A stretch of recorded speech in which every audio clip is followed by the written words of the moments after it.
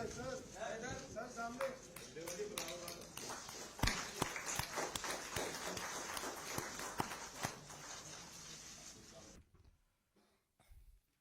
के हमारे प्रभारी सांसद आदरणीय पांडा जी, दिल्ली के प्रदेश अध्यक्ष श्री सचदेवा जी, एलओपी श्री विजेंद्र गुप्ता जी, और आज ही भारतीय जनता पार्टी के इस बड़े परिवार में शामिल होने वाले अपने दिल्ली के पूर्व मंत्री, आज मैं पूर्व मंत्री कहूँगा,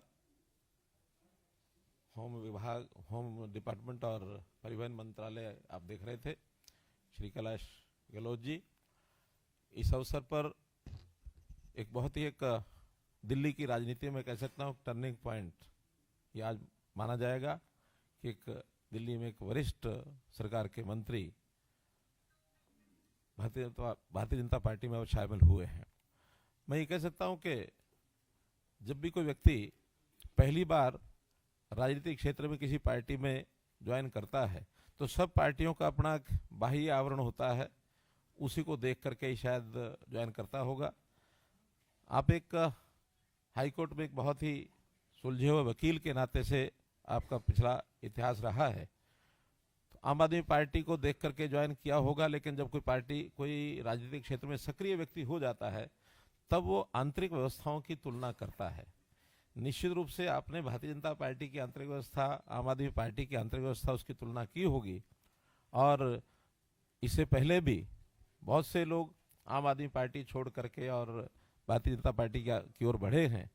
आपने जो ये निर्णय लिया है, निश्चित रूप से देश के प्रधानमंत्री नरेंद्र मोदी जी की नीतियां, उनके काम करने का तरीका, भारतीय जनता पार्टी की विचारधारा, उसको देख करके ही निर्णय लिया होगा। आज आपने भारतीय जनता पार्टी ज्वाइन की है, मैं आपका भारत सरकार की ओर से तहे दिल से आपका स्वागत करता हूं। एक बात और मुझे आनंद है इस बात का, क्योंकि मैं मूल रूप से हरियाणा में ही 10 साल तक मुख्यमंत्री के नाते दायित्व निभाया, तो बहुत बार कैलाश जी गहलोत के बारे में उस समय सुनते ही थे। हरियाणा का बहुत एक निकट का संबंध इनका है। वैसे देखा जाए तो नजफगढ़ से आप विधायक हैं। नजफगढ़ ज्योग्राफिकली भले दिल्ली का हिस्सा है, लेकिन बाकी सब चीज़ों को लेकर के वो हरियाणा का हिस्सा है। तो हरियाणा के नाते से आपके जो संबंध वहाँ के हैं, उस नाते से आप अच्छी प्रकार से भारतीय जनता पार्टी को पिछले 10 साल में काम करने का तरीका समझा होगा। केंद्र में भी हमारी पार्टी जो चल रही है, इन सब बातों को ध्यान में रखते हुए आपका योगदान दिल्ली में अब जो चुनाव आ रहे हैं, निश्चित रूप से दिल्ली में हम भारतीय जनता पार्टी के नाते सरकार बनाएंगे, ये एक हमको पूरी उम्मीद जगी है कि इस नाते से हम आगे बढ़ेंगे। पुनः आपका बहुत बहुत स्वागत, बहुत बहुत धन्यवाद। आदरणीय श्री कैलाश गहलोत जी से मेरा आग्रह है कि यहाँ उपस्थित मीडिया के साथियों को संबोधित करें।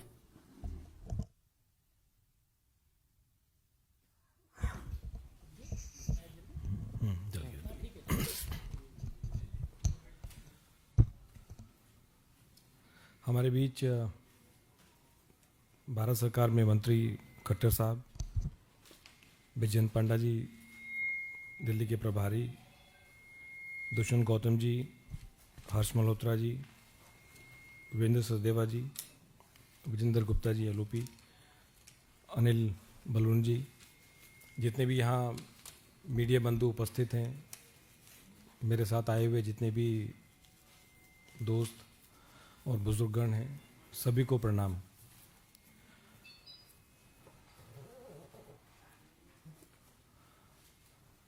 आम आदमी पार्टी छोड़कर बीजेपी की मेंबरशिप ग्रहण की खट्टर साहब की प्रेजेंस में, और मैं कह सकता हूं कि मेरे लिए ये कोई आसान कदम नहीं था।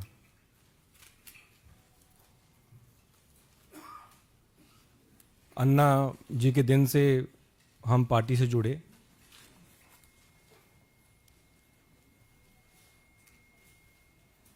और लगातार दिल्ली वासियों के लिए काम करते आए, एज ए एमएलए भी और एज ए मिनिस्टर भी।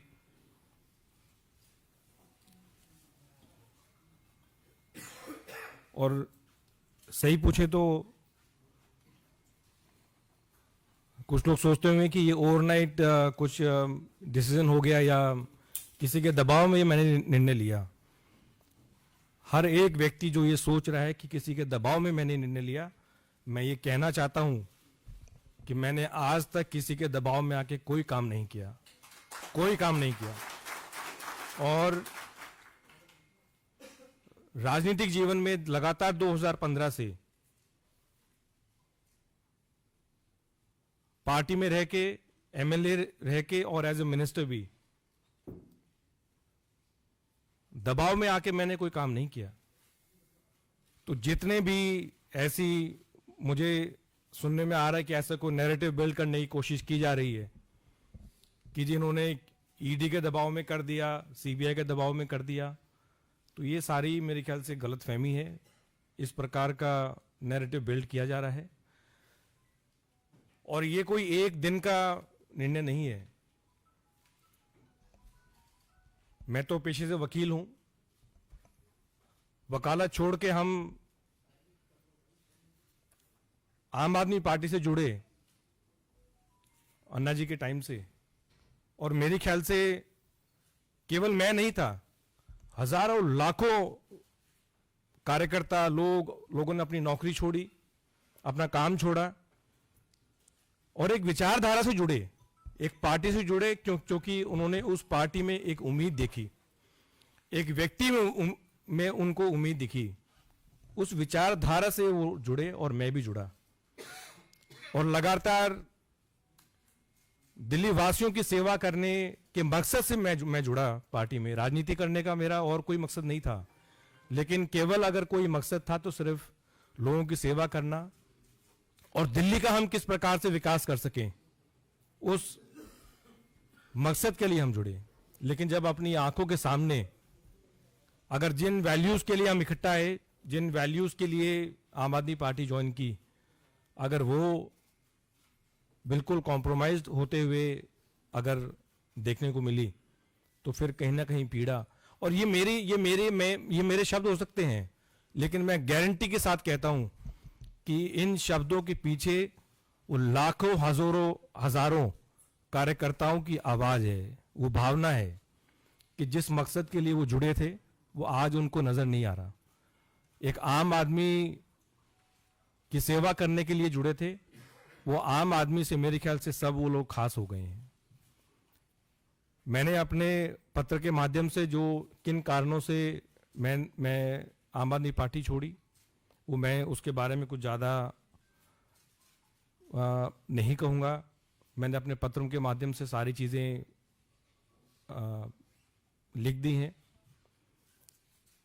लेकिन इतना ज़रूर मैं कह सकता हूँ कि अगर कोई सरकार अगर लगातार हर छोटे विषय पे, हर बड़े विषय पे अगर केंद्र सरकार के साथ पूरा समय, चाहे उसके मंत्री हैं चाहे चीफ मिनिस्टर हैं, अगर पूरा समय अगर वो लड़ाई में निकालेंगे, तो मेरे ख्याल से दिल्ली का विकास नहीं हो सकता। दिल्ली का विकास अगर हमें करना है तो अपने अच्छे संबंध बना के रखने ज़रूरी हैं। मेरा जितना समय एज ए मिनिस्टर निकला, जितने भी विभाग रहे, मुख्य रूप से आज भी मुझे एज ए ट्रांसपोर्ट मिनिस्टर ही जाना जाता है, और जितना भी मुझे मौका मिला मैंने पूरी कोशिश की कि चाहे वो केंद्र सरकार है चाहे एलजी से है, क्योंकि हमारा मकसद दिल्ली वासियों के लिए काम करने का था। हमारे पॉलिटिकल एम्बिशंस को आगे रखने का नहीं था, अपने पर्सनल एम्बिशंस को आगे रखने का नहीं था। मेरे ख्याल से जितने भी लोग आम आदमी पार्टी में जुड़े, उनका मकसद अपना कि किसी चीज की वजह से अब मैं जो चाहता हूं वो ऊपर हो, वो मकसद नहीं था। लोगों का काम करने का मकसद केवल था। और मुझे पूरा यकीन है कि अगर दिल्ली का विकास अगर वाकई में हो सकता है, तो फिर वो केंद्र में जो बीजेपी की सरकार है उसके साथ कंधे से कंधा मिला के एक मजबूती के साथ आगे बढ़ के उसका विकास हो सकता है। और यही कारण रहे कि मैं बीजेपी के परिवार से जुड़ा हूं आज।